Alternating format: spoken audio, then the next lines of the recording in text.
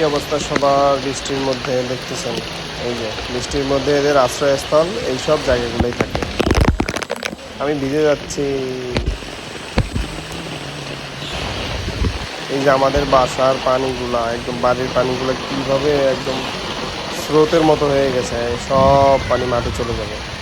এই পানির সাথে অনেক মাটি গাইতে প্রতি বছরই আমাদের বাড়িতে মাটি দেওয়া লাগে। এই জন্য